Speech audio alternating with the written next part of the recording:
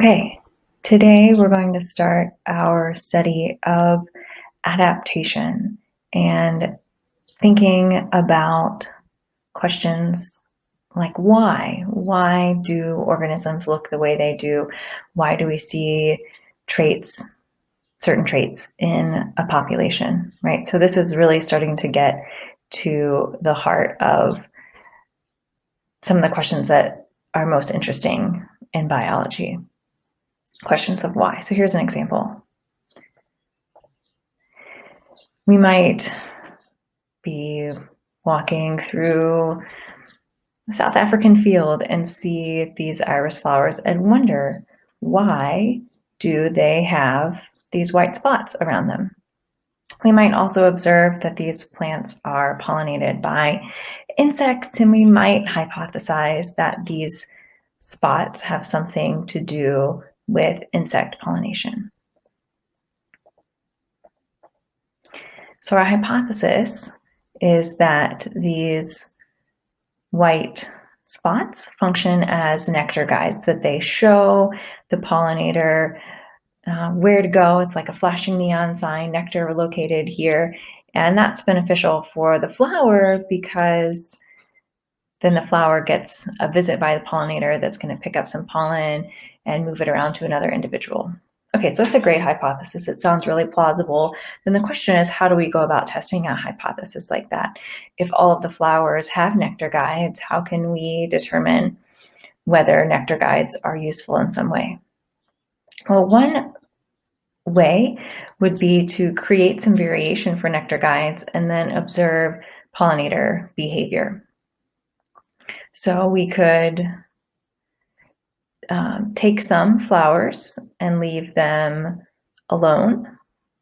And we could then have experimental treatments where we use some kind of ink or other material to black out the nectar guides. And we could do just a few, we could do all but one, or we could black out all of the nectar guides. And we might also have a control experiment here that's not shown, where we put the ink way out here on one of the petals to make sure that there's not some kind of scent or something else that's deterring the pollinators, right? So we want to make sure that we're really just testing the presence or absence of these white triangles and not maybe the presence of some kind of chemical that we're putting on to cover up the triangles.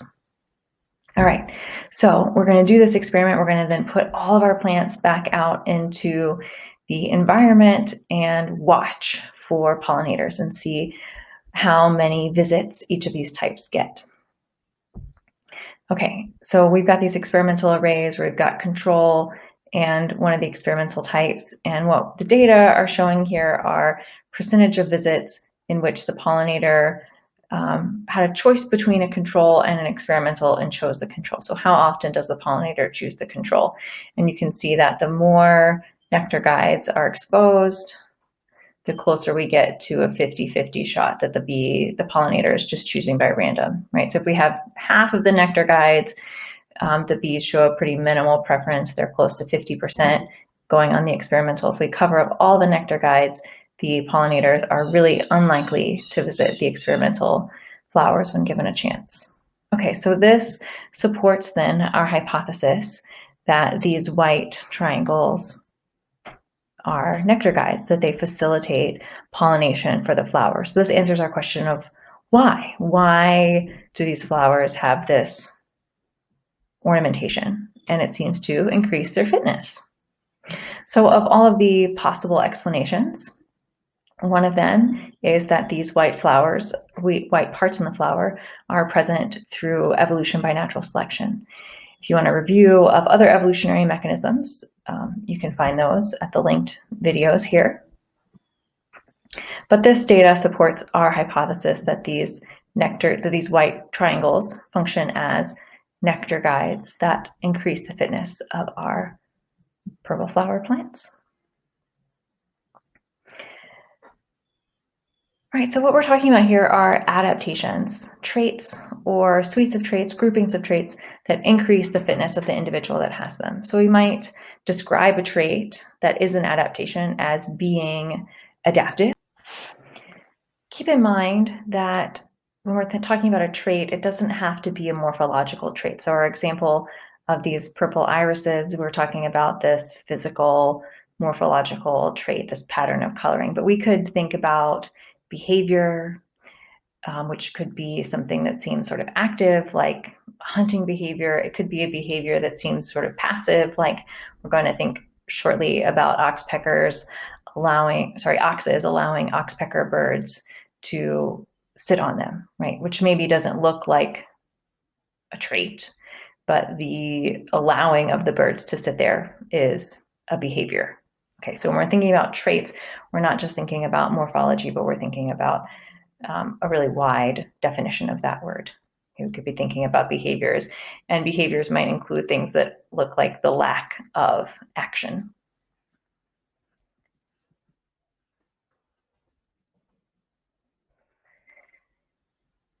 So basically, 2 steps in how do we demonstrate that a trait is an adaptation. The first thing we need to know is what the function of the trait is. So in this case, we first determined that the nectar guides were in fact nectar guides, that these white triangles facilitated attracting pollinators, right? So we know the function. And then secondly, we need to show that individuals who have the trait have higher fitness than individuals with the other trait. So just because a trait has a function doesn't necessarily mean that it is an adaptation. Adaptation is a trait that increases the fitness of the individuals who have it.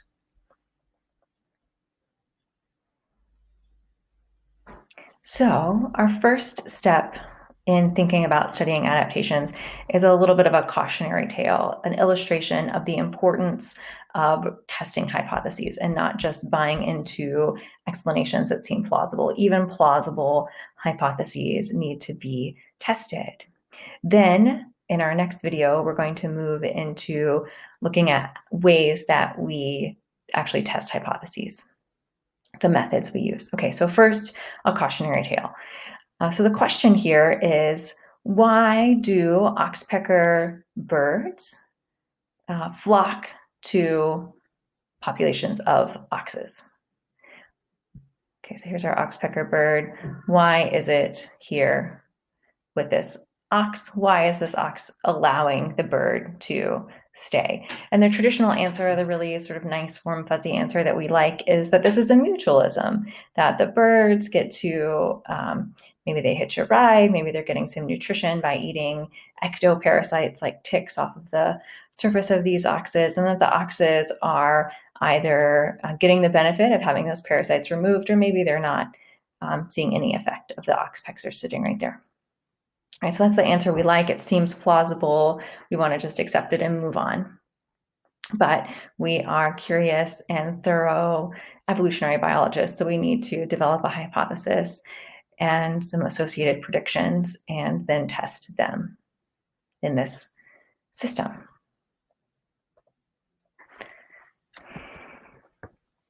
Okay, so we also, in the process of forming our hypotheses, might make some observations. So we might observe that if we watch these populations, we rarely see birds actually eating ticks. And in fact, they often avoid the ticks on the bodies of these large mammals.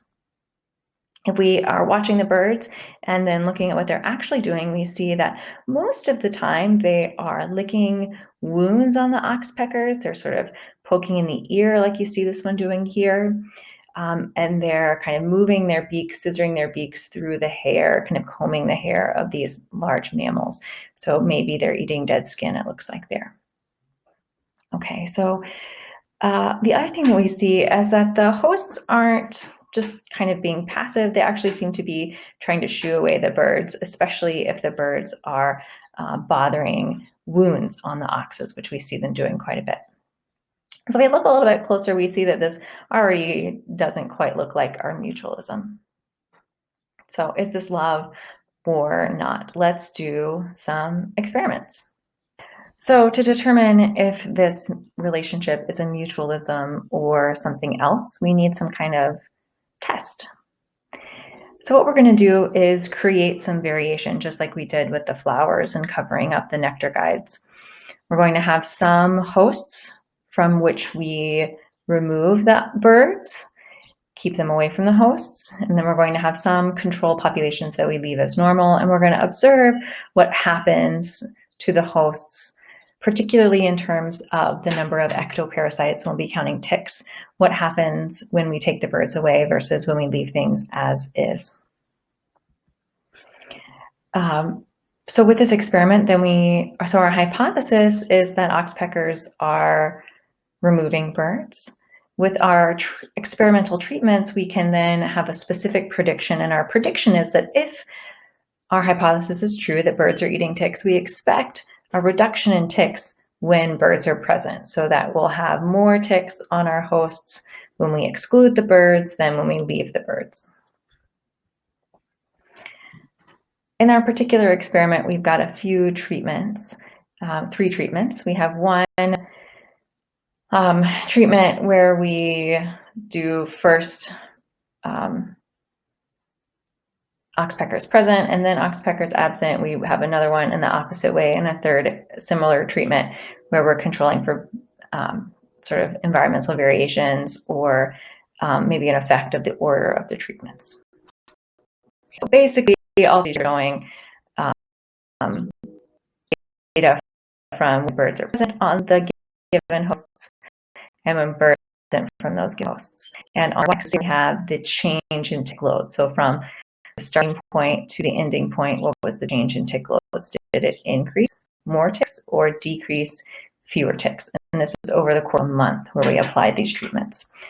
Again, our prediction is that if birds eat ticks, we're going to see a reduction in ticks. So reduction in ticks when birds are present. So these kind of tan bars. What we see is that there are actually no differences, no appreciable changes in number of ticks for either treatment. You don't get more ticks if you take away the birds. You don't get fewer ticks if you add the birds. Ticks don't really change based on what exposure the hosts have to ticks. So it looks like this suggests to us that oxpecker birds have nothing to do with eating ticks on our oxes. So we need another explanation.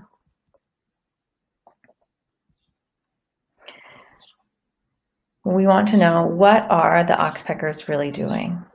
Maybe they are actually increasing wounds or keeping wounds open by consuming the blood that's coming out of these wounds, right? Okay, so let's look at that. Here we are, mean number of wounds per ox across our 3 different timing treatments. And in this case, when birds are present, we see a significant difference. Our p-value is this just opposite sign. It should, no, this is right, sorry. P is less than 0.005. So this is a significant, this is not above our threshold. A small p-value. These 2 bars for all of the treatments are different. When birds are there, oxes have more wounds.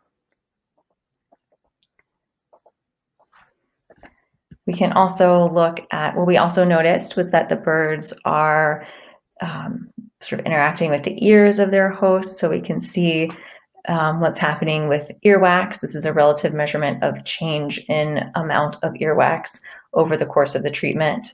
And we see that when birds are present, it's a significant difference here. When birds are present, our hosts have much less earwax, which, depending on your perspective, maybe you're thinking that's a good thing.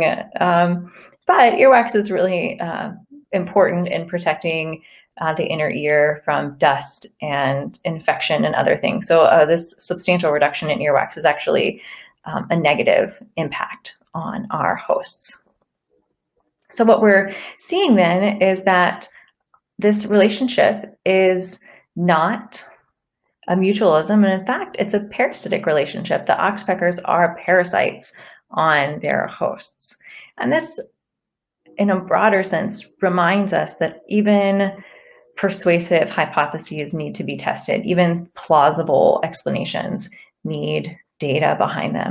Additional points about adaptation that we should think about as we go forward are that not all differences among populations or among species are adaptive. So we might see differences because of another genetic mechanism, evolutionary mechanism, like genetic drift or gene flow, inbreeding. Okay, so just because we see a trait doesn't mean that it's present through evolution by natural selection. Not all traits or usages of certain traits are technically adaptations. So adaptations evolving because of an increase in fitness in the individuals who have them. So for instance, some parasites, maybe these oxpecker birds, happen to meet mates on their hosts. Like maybe they come into contact with each other more often on top of these mammals, and that leads them to mate, right? That doesn't mean that parasitism evolved so that individuals could meet their mates, right? So the usage of this trait of being a parasite, one use is finding a mate, but that isn't necessarily the selective pressure that led to the action of parasitism. Parasitism for the birds gives them a food source, which would be the primary benefit. Okay. We could do an experiment about how important finding a mate on the host is and determine whether that is also a fitness benefit, but we'd have to do the experiment. Also, we're reminded that not all adaptations, or not any adaptation really, is a perfect solution. Adaptations are based on selection over time on the standing genetic or phenotypic variation that is present in a population. So there might be a better food source, a more nutritious or easier to acquire food source out there for oxpeckers, and they're not exploiting it because that's not the direction in which selection drove them. The amount of genetic variation for accessing other food sources was not sufficient or even present at all to allow them to evolve for a different food source. Okay, so no adaptations are perfect. So up next, our next video, we're going to look at methods for testing hypotheses, for determining whether adaptations are adaptations and what exactly they're adaptations for, the significance of traits in terms of evolution. And the first method we're going to look at is the method of experimentation.